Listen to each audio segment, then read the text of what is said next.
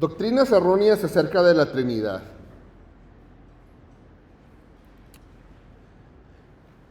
En la sesión anterior estudiamos 3 verdades esenciales acerca de la Trinidad.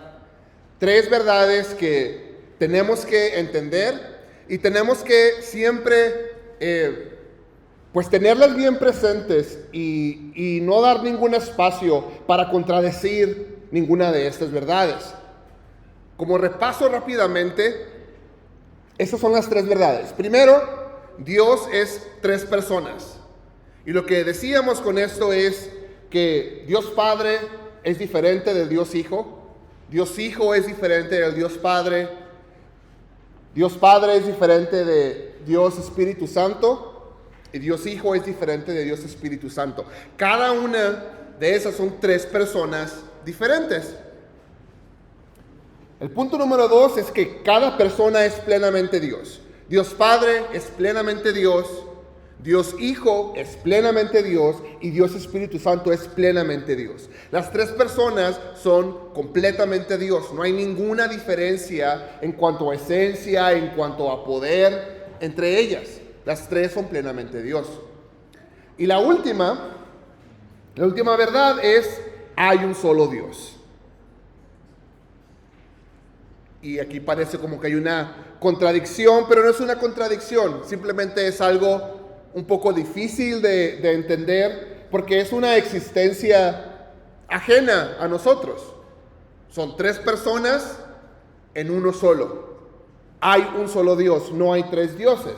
Es un solo Dios que se conforma de 3 personas.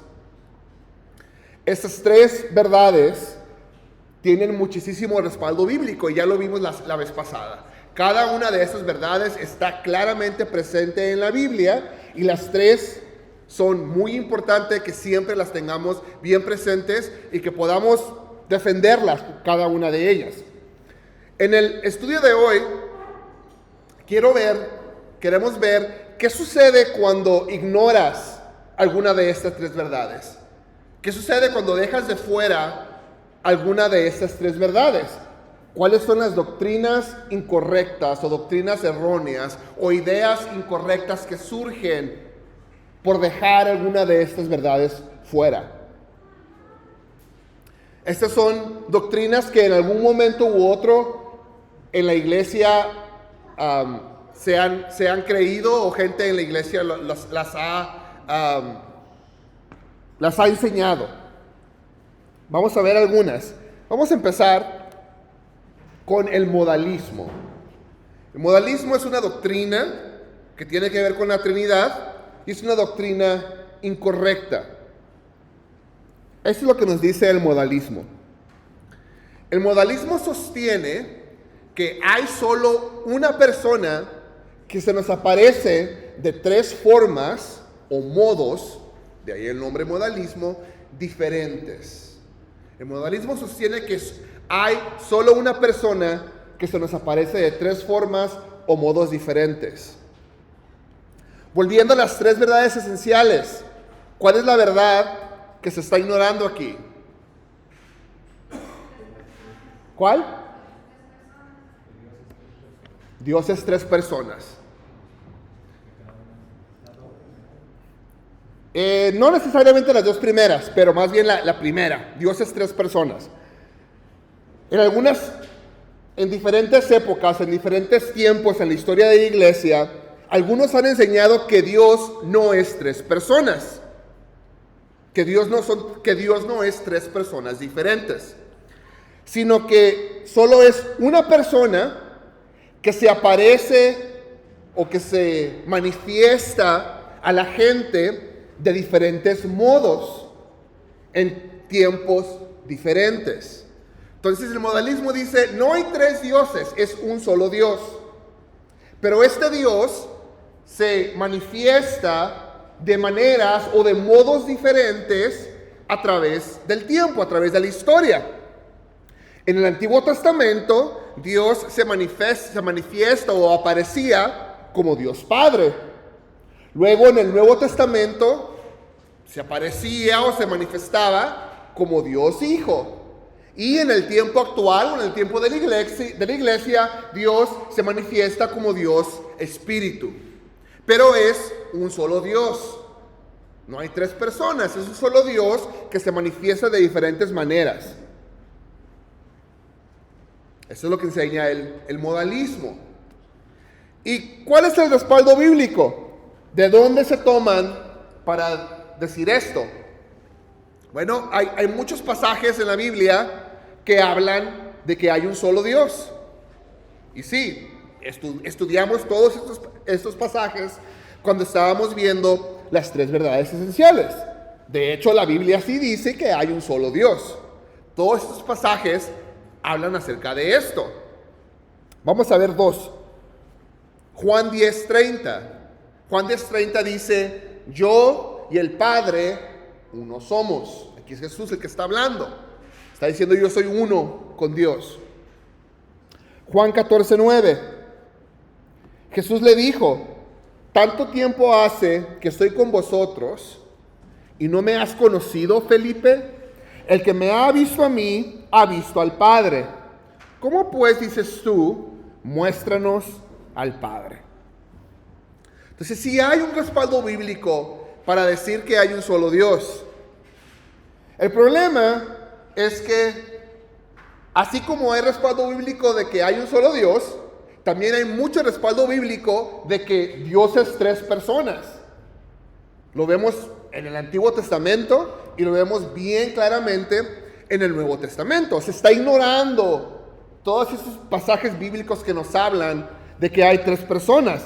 Además de esto, si tú como cristiano crees en el modalismo, hay problemas. Hay ciertas circunstancias que tienes que poder explicar en el modalismo.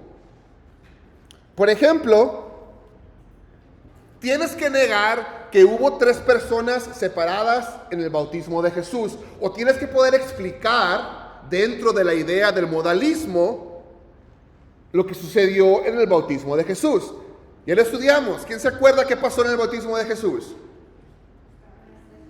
Estaban las tres personas. ¿Cómo? La voz del Padre arriba, el Espíritu Santo descendiendo en forma de paloma y Jesús bautizando. Así es. En el bautismo de Jesús vemos claramente a las tres personas de la Trinidad realizando tres actividades diferentes. Ahora, en el modalismo, ¿cómo explicas el hecho de que estaban esas tres personas ahí? También tienes que poder explicar de que Jesús oraba al Padre. En muchas partes lo hace. Entonces, cuando Jesús oraba al Padre, simplemente era un espectáculo o era una ilusión que estaba pretendiendo orar al Padre. Si nada más hay un Dios, ¿a quién estaba orando entonces? Jesús.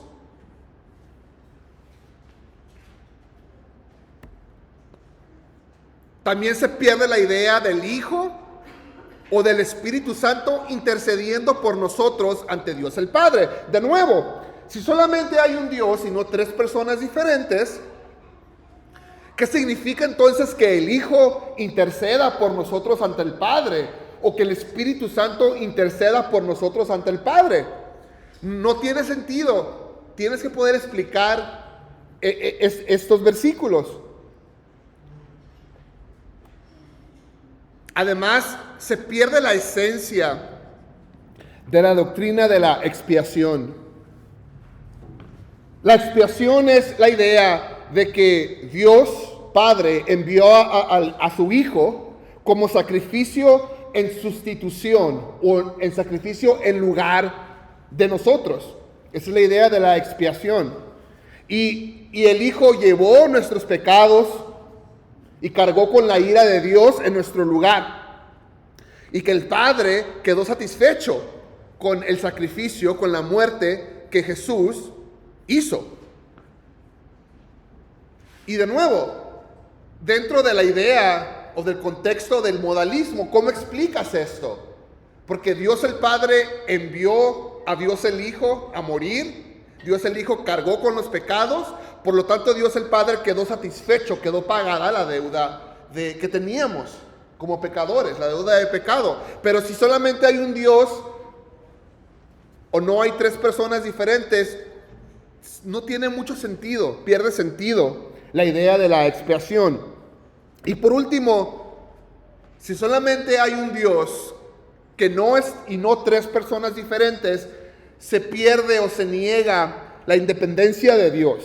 No sé si recuerden, hace algunos estudios, cuando estábamos estudiando los atributos de Dios, uno de los atributos que estudiamos era la independencia de Dios, que Dios no depende de nadie para absolutamente nada. Y entre ese estudio de la independencia de Dios, veíamos cómo que Dios no dependía de nadie para tener relaciones interpersonales. Cómo Dios y el Hijo han experimentado una relación de amor desde antes de la fundación del mundo, desde la eternidad. El Padre y el Hijo existen o están en esa relación de amor. Por lo tanto, Dios no necesitaba de la creación, no necesitaba de nadie para poder experimentar ese amor perfecto que existe entre Dios Padre y Dios Hijo. Pero si Dios no es tres personas diferentes, no puede existir esta relación de amor. Por lo tanto, Dios depende de la creación para poder experimentar esa relación de amor, para poder expresar su amor, lo cual hace que Dios sea dependiente de la creación. Es un problema con el modalismo, es un problema de negar que Dios es tres personas. Entonces, esa doctrina del modalismo y que surge del negar que Dios es tres personas diferentes, tiene muchos problemas. La Biblia claramente afirma que Dios es tres personas. Sí afirma que hay un solo Dios en muchas partes, pero también afirma que Dios es tres personas.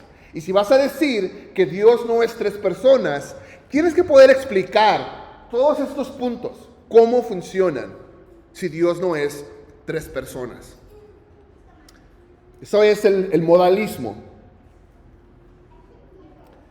Después de modalismo, tenemos otra doctrina incorrecta. Este es el arrianismo. El arrianismo niega la plena deidad del Hijo y del Espíritu Santo. De nuevo, volviendo a las tres verdades esenciales. ¿Cuál verdad está negando aquí?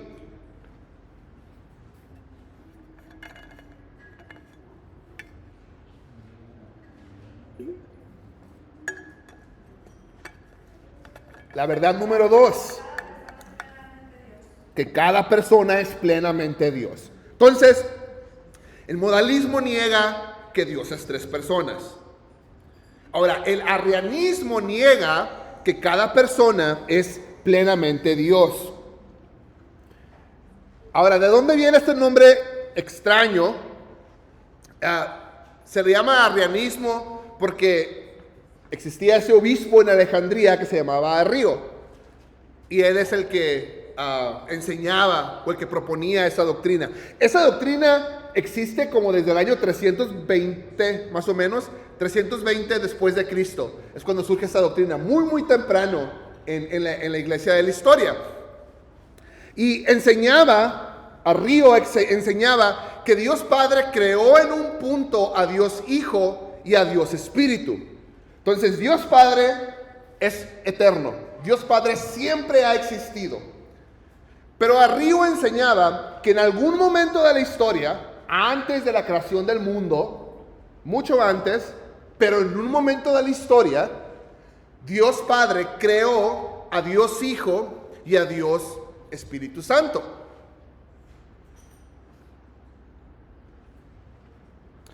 Y Arrío enseñaba que Dios Hijo, o sea Jesús o Cristo, se parece al Padre o es similar al Padre. Arrío enseñaba que Dios Hijo era un ser celestial, era un ser muy superior a toda la creación, estaba por encima de toda la creación, pero sin embargo seguía siendo un ser creado, era una criatura. Entonces él decía que se parece al Padre, que es similar al Padre, que tiene características como Dios Padre, pero que fue un ser creado. ¿Quién me puede decir cuál religión actual, muy común, que aquí la tenemos, enseña esto? Los testigos de Jehová. Los testigos de Jehová enseñan que Jesús es un ser creado, que no es Dios, o que no es igual a Dios. Esta doctrina ha existido desde hace mucho tiempo. Esto es el arrianismo. Ahora, ¿de dónde se basan para enseñar esto? ¿Cuál es el respaldo bíblico? Primero se basan en todas las citas, o en citas que se refieren a Jesús o al Hijo como el Hijo unigénito. Tenemos algunas. De nuevo, eso es relevante para nosotros ahorita porque un testigo de Jehová te va a sacar estas citas y te va a pedir que expliques qué significan estas citas. Juan 1:14. Y aquel verbo fue hecho carne y habitó entre nosotros y vimos su gloria, gloria como del unigénito del Padre, lleno de gracia y de verdad. Juan 3:16. Porque de tal manera amó Dios el mundo que ha dado a su Hijo unigénito, para que todo aquel que en él cree no se pierda, sino tenga vida eterna. Primera de Juan 4:9. En esto se mostró el amor de Dios para con nosotros, en que Dios envió a su Hijo unigénito al mundo para que vivamos con él. Entonces el arrianismo y en cierta manera los testigos de Jehová van a argumentar que si Cristo fue unigénito de Dios, si es el Hijo unigénito del Padre, esto quiere decir que Dios Padre le dio existencia.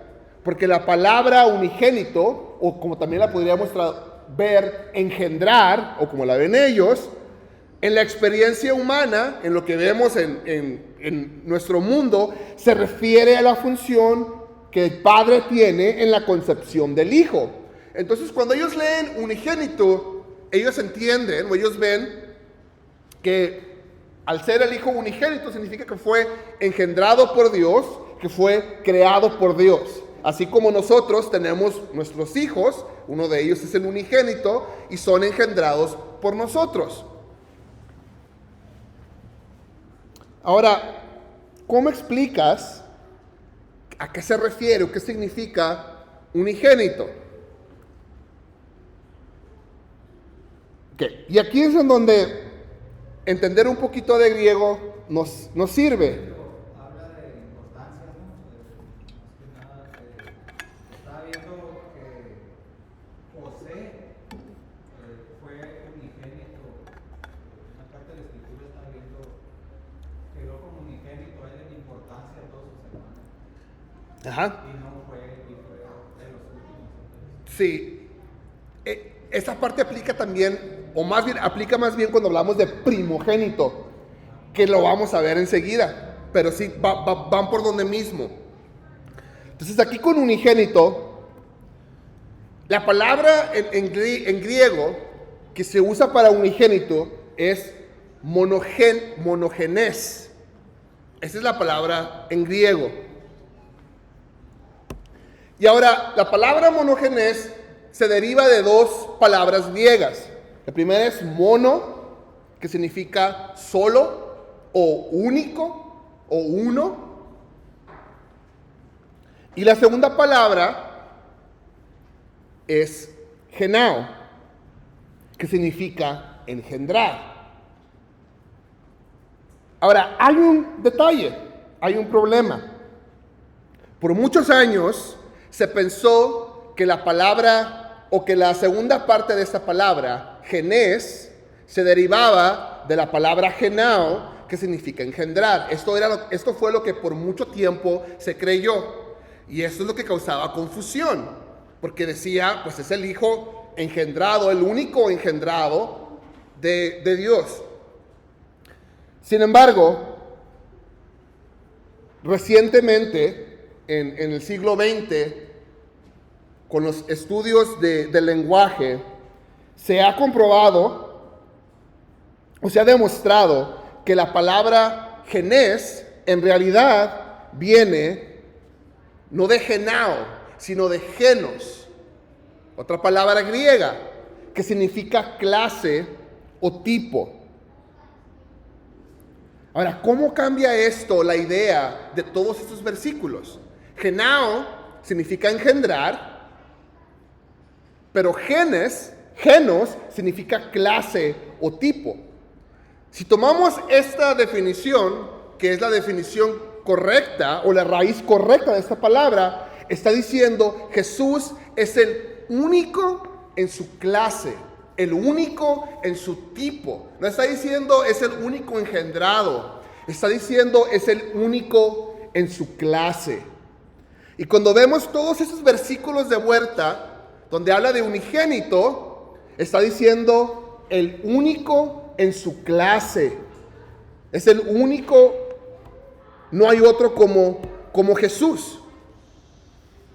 Y este pequeño cambio, son unas cuantas letras que cambian, completamente le dan un significado, le cambian completamente el significado de todos estos versículos. Entonces hubo un malentendido en cuanto a lo que significaba la palabra unigénito. Pero ahora sabemos que significa único en su clase o único en su tipo, que no hay nadie como él. Y tenemos un ejemplo interesante. Hebreos 11:17. Por la fe Abraham, cuando fue probado, ofreció a Isaac. Y el que había recibido las promesas ofrecía su unigénito. Y aquí tenemos la misma palabra, monogenes. ¿Cuántos hijos tuvo Abraham? 2. ¿Por qué está diciendo entonces que Isaac era su hijo unigénito?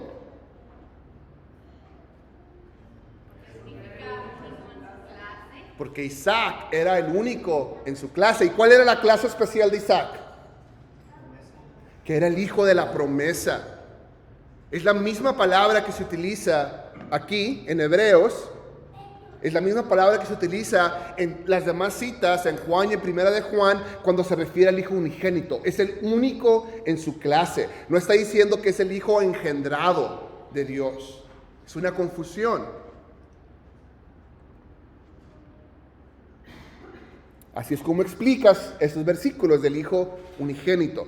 Y similar a esto, tenemos primogénito, que el pastor ahorita estaba haciendo alusión o referencia a primogénito.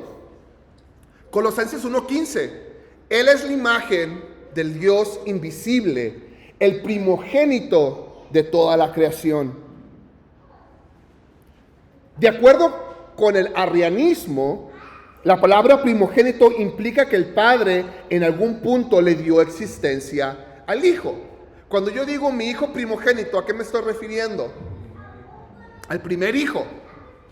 Ellos dicen, el hecho de que se le diga o se le llame a Jesús el primogénito, significa que fue el primer hijo, el primer creado. Ahora, en realidad, este versículo se entiende mejor en el sentido de que Cristo tiene los derechos o los privilegios del primogénito.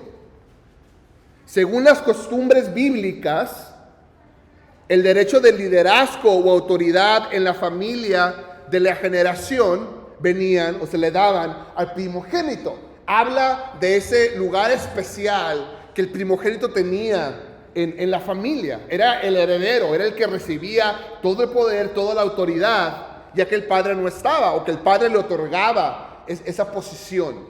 Tiene que ver con autoridad, tiene que ver con importancia. Y de nuevo, tenemos un ejemplo, Hebreos 12:16.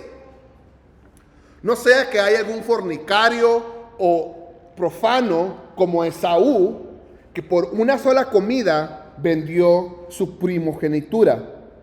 ¿Qué fue lo que vendió Esaú?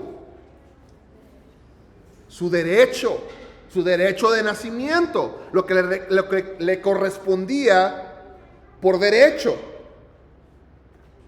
Y entonces, en ese sentido, así como Esaú vendió su primogenitura, refiriéndose a su posición, a su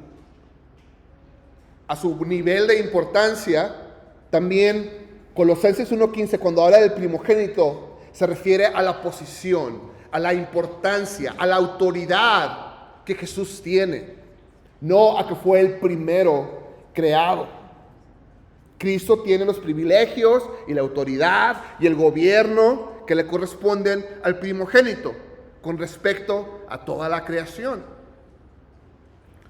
Entonces, estas dos palabras, unigénito y primogénito, cuando las entendemos correctamente, nos dan esta idea del lugar especial que Jesús tiene. Es el único en su clase y es el que está encima de toda la creación en importancia y en autoridad. No tiene nada que ver con que sea o no creado. Y la iglesia primitiva, aunque ellos no entendían lo que ahora entendemos con respecto a la palabra monogenes, la iglesia primitiva creía firmemente que Jesús no era un ser creado. Y de aquí viene el credo niceno. El credo niceno es un credo que la iglesia primitiva, en el año 325, se juntaron en un concilio y crearon el credo niceno. Y el credo niceno concluía, entre otras cosas, concluía que unigénito, sea lo que sea que signifique, no significaba creado. Entonces, en el mismo tiempo en que estaba el arrianismo, la influencia del arrianismo, la iglesia se juntó y concluyeron que sea lo que sea que significara unigénito, no significaba creado. La evidencia bíblica era demasiado fuerte para en contra de decir que Jesús era un ser creado. Y en el credo niceno encontramos lo siguiente, la siguiente declaración. Recuerden, esta declaración se hizo en el año 325 después de Cristo, muy temprano en la iglesia. Y el credo niceno decía, o dice, creemos en un Dios, Padre Todopoderoso, hacedor de todas las cosas visibles e invisibles, y en el Señor Jesucristo, Hijo de Dios, unigénito del Padre. Vean que aquí utilizan la palabra unigénito, el unigénito. Pero luego dice, o sea, de la esencia del Dios del Padre, Dios de Dios, luz de luz, y el mismo Dios del mismo Dios. Está diciendo, Jesús es el mismo, está hecho de lo mismo, de la misma esencia que Dios el Padre, la misma luz, es el mismo Dios. Y luego todavía dice, unigénito, no hecho, siendo de una sustancia con el Padre. La iglesia primitiva se sentía bien fuerte en contra del arrianismo y creía que la evidencia bíblica acerca de la divinidad de Jesús era bien fuerte. Y aun cuando no podían entender exactamente qué significaba esta palabra, unigénito, decían, sí, Jesús es el Hijo unigénito, pero eso no significa que sea creado. Es el mismo que Dios en todo aspecto. Y de paso, el credo niceno también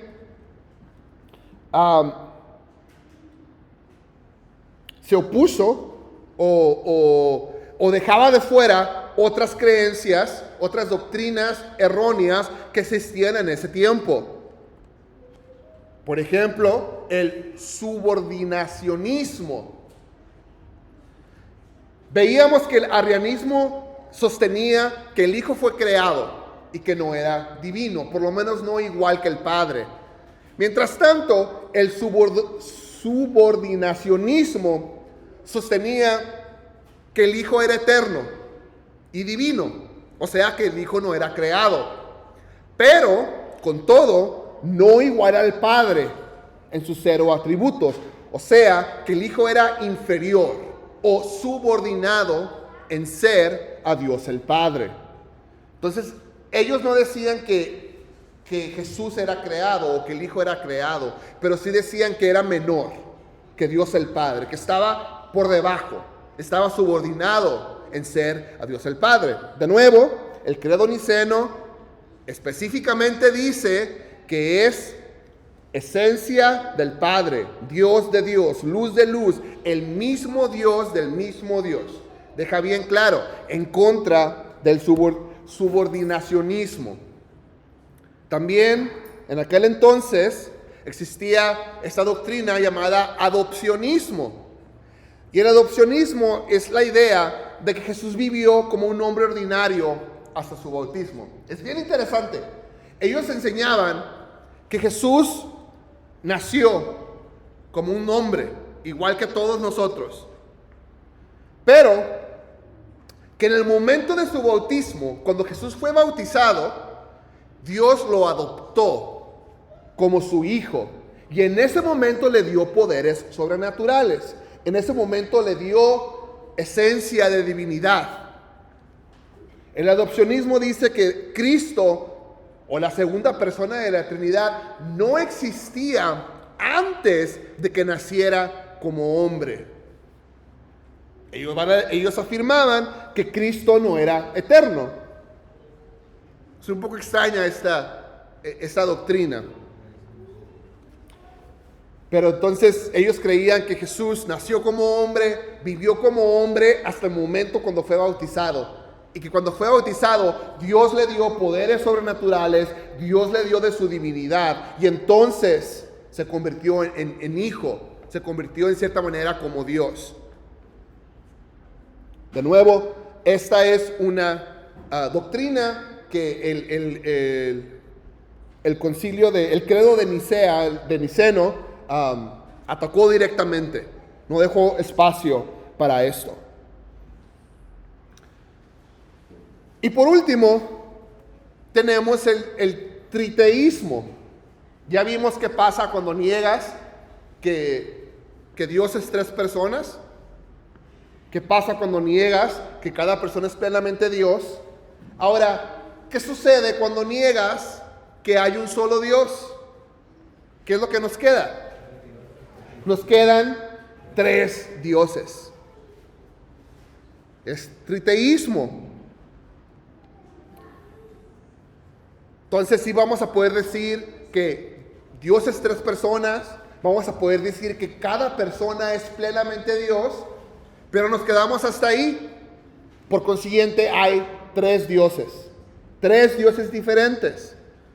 Curiosamente, en las religiones paganas de aquel tiempo existía y era muy prevalente el politeísmo.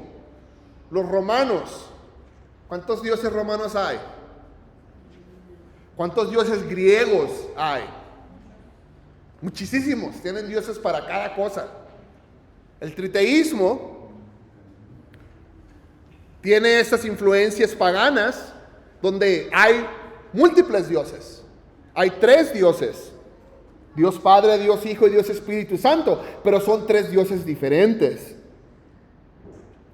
En realidad el triteísmo ha tenido muy poca influencia. No es algo que la iglesia ha creído. No es muy común. Sin embargo, es una doctrina que sí ha existido, que sí se ha enseñado y que tiene muchos problemas. Si hay tres dioses, ¿a cuál Dios le vamos a dar nuestra lealtad? ¿A quién le van? ¿Al Padre, al Hijo o al Espíritu Santo? Es confuso. ¿A cuál le vamos a dar nuestra lealtad? ¿A cuál de los tres dioses le vamos a dar nuestra adoración? ¿A cuál de los tres le vamos a orar? Y aunque pocas personas o no es común que se crea en el triteísmo, a veces sin darnos cuenta podemos caer un poquito en esa idea del triteísmo, reconociendo que hay Dios Padre, Dios Hijo y Dios Espíritu Santo, pero a veces sin darnos cuenta no nos percatamos o no le damos importancia a la unidad que existe entre los tres. Hay un solo Dios, que es tres personas. En la siguiente sesión vamos a profundizar bastante en qué significa que haya tres personas, pero un solo Dios. Es un tema muy, muy interesante y profundo y complicado. Pero tenemos que profundizar, porque si causa un poco de confusión el hecho de decir que hay tres personas, pero que hay un solo Dios. Eso lo vamos a dejar para la siguiente sesión.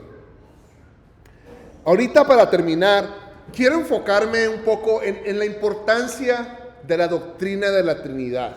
Porque es importante que como cristianos estemos bien firmes en nuestra enseñanza, en lo que creemos acerca de la Trinidad. Ya vimos estas doctrinas erróneas que en algún momento la iglesia las ha creído o se han enseñado. Y tenemos que poner importancia o estar conscientes de qué pasa si creemos cosas incorrectas acerca de la Trinidad. La Trinidad es una doctrina que se considera esencial. A lo que me refiero con una doctrina esencial es, hay muchas denominaciones. Simplemente aquí en Álamos tenemos 6, son 6 denominaciones diferentes que hay aquí, más o menos, ¿no? 7, Hay más. Tenemos, no religiones, denominaciones. O sea que son cristianos, son nuestros hermanos en Cristo. Hay muchas denominaciones y cada denominación tiene sus características específicas. Hacen algunas cosas diferentes a nosotros, quizá alaban de una manera diferente, se expresan de una manera diferente, pero siguen siendo nuestros hermanos en Cristo, siguen siendo cristianos. Porque hay una distinción entre doctrinas esenciales y doctrinas no esenciales.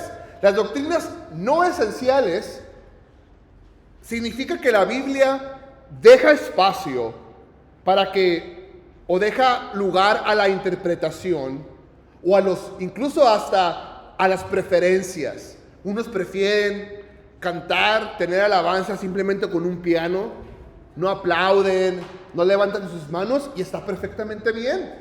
No es esencial. Otros prefieren ser un poco más expresivos y levantar sus manos y brincar un poco. Está perfectamente bien. No es una doctrina esencial. Las doctrinas que no son esenciales, hay libertad.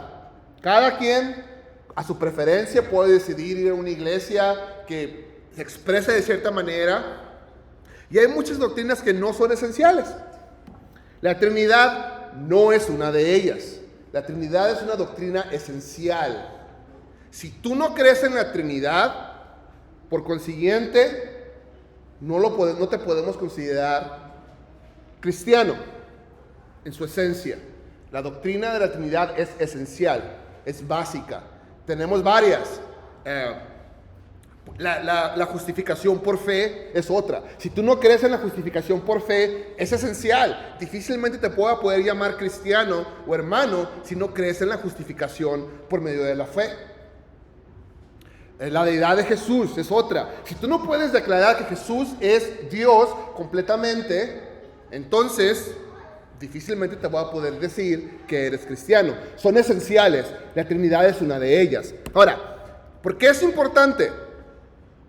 Primero, si la Trinidad no es cierta, la expiación está en juego. Ya vimos un poquito de esto. La expiación es la forma de cómo Dios envió a Jesús, su Hijo, que es Dios, a morir por nuestros pecados en sustitución, a tomar nuestro lugar y pagar el precio del pecado. Esto es la doctrina de la expiación. Pero si Jesús es un ser creado, si Jesús no es plenamente Dios, es difícil ver cómo una criatura pudo tomar en sí mismo la ira completa de Dios y pagar el precio completo de la salvación, del pecado. Solamente Dios, solamente un Dios perfecto puede tomar todos los pecados de toda la humanidad y pagar el precio por ellos y satisfacer la ira de Dios el Padre. Una criatura no lo puede hacer. No podemos depender en un ser creado para nuestra salvación. De nuevo, esto se ve hoy en la enseñanza de los testigos de Jehová, quienes no creen en la justificación por la fe solamente. No tienen esa esperanza que tenemos nosotros de que Jesús, como Dios, pagó completamente nuestro pecado. Y lo pudo hacer porque es plenamente Dios. La justificación por fe queda amenazada. Podemos confiar en que Dios, en que Jesús nos va a salvar completamente si Jesús no es Dios. También la adoración pierde sentido. Si Jesús no es un Dios infinito, tendremos razón para alabarle, para adorarle. Deberíamos de alabarle y adorarle. Ahorita estábamos cantando unas canciones que decían adorar al Cordero Santo, adorar al Supremo Rey, adorar a Jesús. Si Jesús no es Dios, no podemos adorarle, no debemos de adorarle. No debemos de orarle tampoco, si no es Dios.